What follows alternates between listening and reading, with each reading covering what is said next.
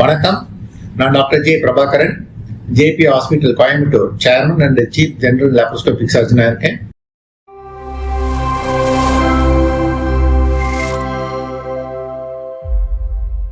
உங்க எல்லாத்துக்கும் first time நான் பேசுறேன். ஒரு காமனான டாபிக் பேசணும்னு ஆசைப்படுறேன். பைல்ஸ். என்னடா பைல்ஸ்ன்னு சொல்றாரு?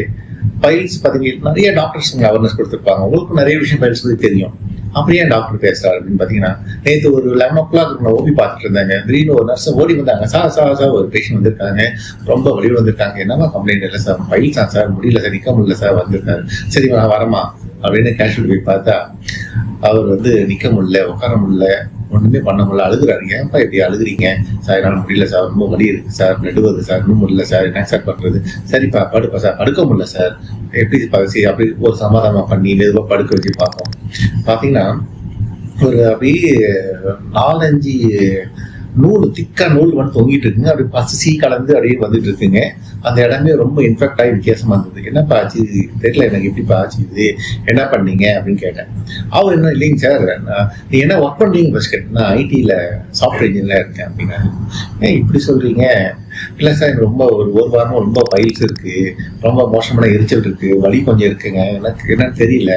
நான் பக்கத்தில் விசாரிச்சேன், அங்கே ஒரு போர்ட் போட்டிருந்தாங்க, 2 மணி நேரத்துல நிரந்தர தீர்வு அப்படின்னாங்க. சரி போய் பார்த்துட்டு வந்துடலாமே அப்படின்னு போனேங்க சார்.